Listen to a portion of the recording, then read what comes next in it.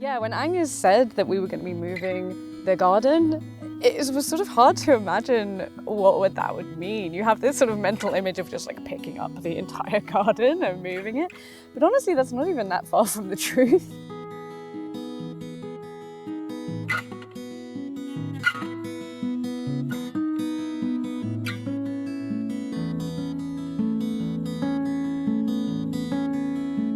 This summer I'm going to be doing an internship with Nordiska Örter, where I'm going to be learning about herbal medicine all the way from growing the plants to harvesting them to preparing them and using them as herbal remedies. And you know, if you've been here before on my channel, you know that I'm very interested in reconnecting with nature and how do we live better in this world? How do we learn from the wisdom of plants and of the natural world around us? And so I thought it would be really nice to share the experience and share my learnings along the way.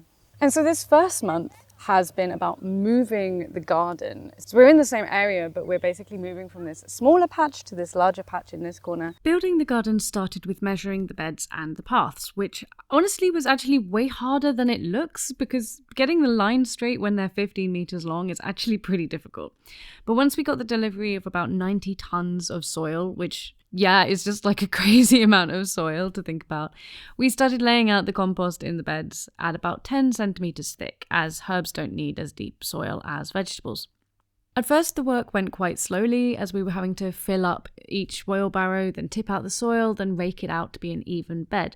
But once we got the big soil moving machine, I'm sure that's its proper name, plus some extra volunteers, it started going really quick. We were also able to start laying out the wood chips between each bed for the pathways at the same time.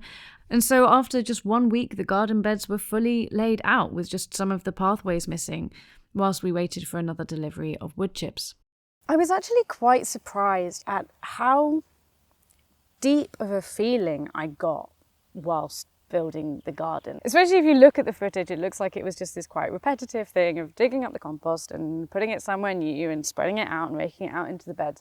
And it was like, you know, quite methodical, but also as I was handling this soil, I was so aware of the fact that it felt like such an honor. I felt this like real sense of honor whilst I was doing it, because I knew that this is the basis, right? This is the groundwork of everything that we're going to grow, of all this life. I know that in the future we're going to have all these remedies and all of these flowers and all of these plants, but it all starts here. And I sort of became very aware, with my hands constantly in that soil, I became aware of how special and how incredible that actually is. And also, we kept finding a lot of plastic in the soil. Here in this city, they collect the whole city's food waste, where people just put their, scraps of food or whatever, and it goes into the dustbin, and then it gets taken away and it gets composted by the commune. And unfortunately, people accidentally put in bits of plastic, like the bags around the food, this kind of thing. So we kept on finding bits of plastic, which obviously was very annoying, and you don't want plastic in the soil, and that was kind of disappointing. But at the same time, in a weird kind of irony, it showed me like the life of it, the cycle of it, that the people in this city, perhaps even my food scraps, are somewhere now in this earth. And I kind of thought, that's such a beautiful thing, actually. I mean, we could do without the plastic, but how amazing to be part of that cycle. And it was this real sense of, we're laying the groundwork now. We can't quite know what we're going to grow. We can't quite know what's going to succeed and maybe what's going to die, but laying a good groundwork is the first step of that. Having helped with building a full garden, I found myself inspired to finally sort out my herb spiral, which I've mentioned before is something that I really wanted to finally sort out, because I have built it up and grown things on it for the last couple of years, but with limited success. Probably mainly because I was just trying to skimp out on the compost, because compost can be pretty expensive to buy, and I just didn't want to have to fill up this entire space with compost. But this year I actually had enough compost of my own, plus Agnes has let me take some compost from the farm, so I could actually build the spiral properly with enough soil for the herbs to thrive in. I noticed that this garlic mustard here is growing. Looks so tasty. So yeah, if it wants to grow here, then I'll let it grow here. I'm very happy to have you, my friend. I love having tasty herbs. It's called a herb spiral because the idea is that each plant can be placed according to its preference for light and soil dampness. Though because of the plantation that I have around my spiral, I'm being a bit loose with that interpretation, and I'm sort of paying more attention to where the sun actually is rather than necessarily being completely strict to south, north, east, west, but still having a little bit of that concept of the plants higher up being in drier soil whilst the water being able to run down to the plants that like it slightly wetter. So I'm really happy with my spiral so far, and I'll update you on its progress in next month's vlog. I was also struck whilst doing this work by my own body. That sounds weird when I phrase it like that, but man, this work hurt.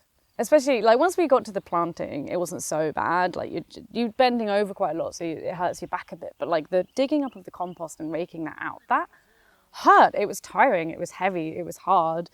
And I found that like awareness of my body is something that we have so little of, I think. So many jobs these days are so sedentary.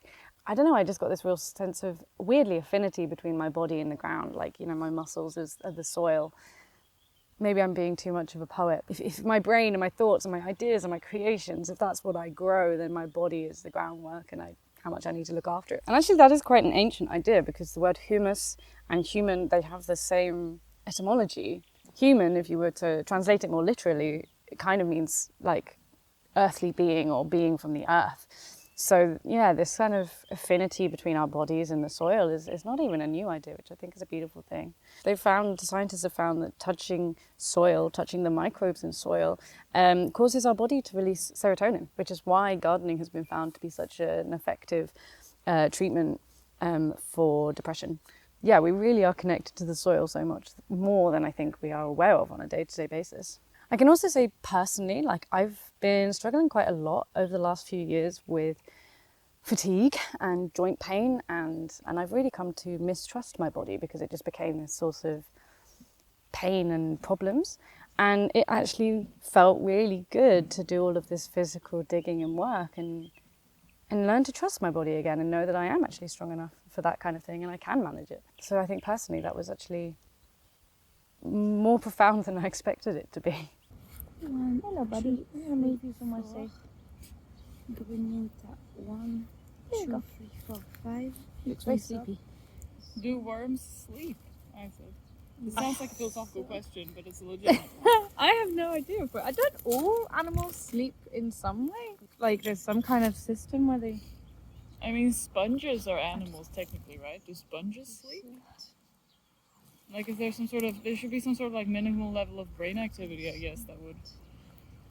Maybe sponges are just always sleeping. That's not great. I do not know.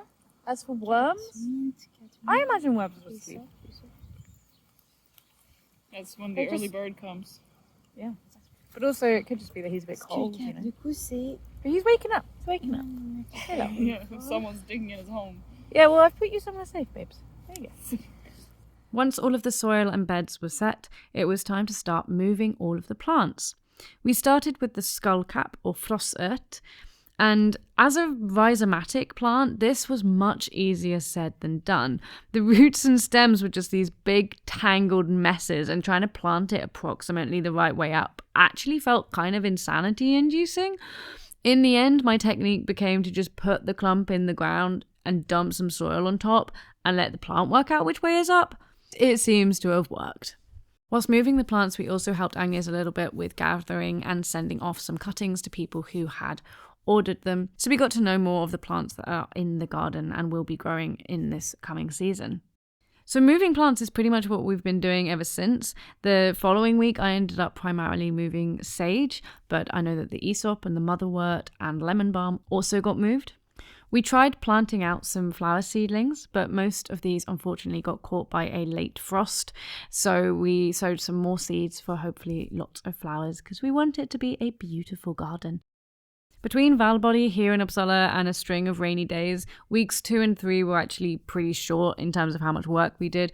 But because the plants have grown quite dense in their original place where they've either spread rhizomatically or spread through self-seeding, when we spread them out to fill a whole new bed, it feels like we've done so much work because like a small number of plants managed to spread out into a much, much bigger bed. But also more importantly, Agnes is really focusing on having a healthy work ethic, and it's just so nice to be doing work at a place where everyone's chill and there's not a rush, and we get the work done and we work hard, but we're not going to burn out because of it. But it hasn't all been like groundwork and laying soil. We have already got to learn a little bit about the remedies that you can make from roots, for example, or from like early spring plants.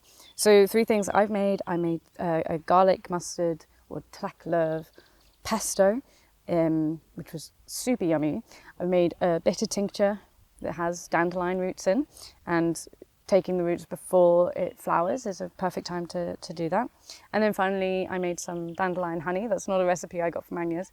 That's one I've done before. And it's amazing. It always amazes me how much it actually tastes like honey. And so if you'll allow me to be a little bit of a poet for a second and extend this metaphor probably further than I should, it's been making me think a lot about how you don't have to wait to bloom to start healing. Like, you don't need to wait for everything to grow to start healing, making change. Like, the roots can be enough. It's good to understand on a personal level when we're thinking about personal healing and growth, that you don't always have to feel completely ready or like fully grown to be sort of doing things, and to be trying to make steps in your life. But I also think a lot about like societal healing, right? And sort of how do we live in this world, and how do we have a society that is more in line with planetary and natural boundaries. I like to talk about revolution on this channel. I've talked about revolution before, I'm going to talk about it again. Yeah, thinking about like the roots of revolution.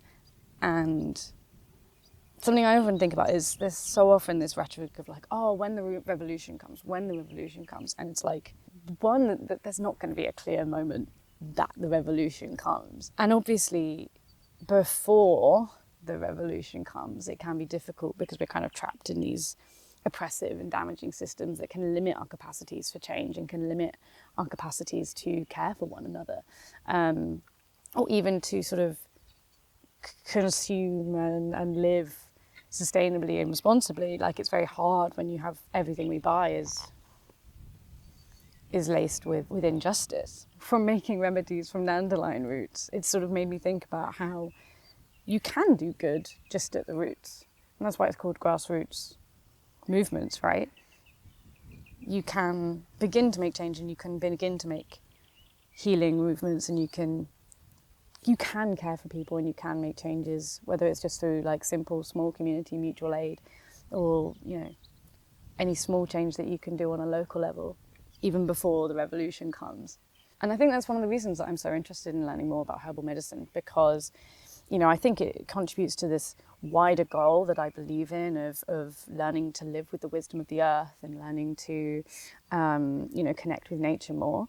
But also it can do immediate good now. I can provide healing remedies to my friends who are sick, or to my community. But also, as I've been explaining here, with like using my body, being outside, being, with the plants for such a long time, also this process of growing itself as well, that it's had an immediate selfish effect on me.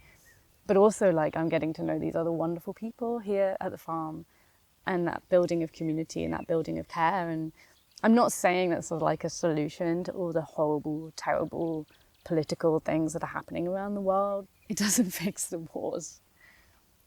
But my God, it's a step in the right direction, What this process of like laying the groundwork has shown me is that it doesn't just give us hope for a future, it does give us more stability and connection right here and right now, today.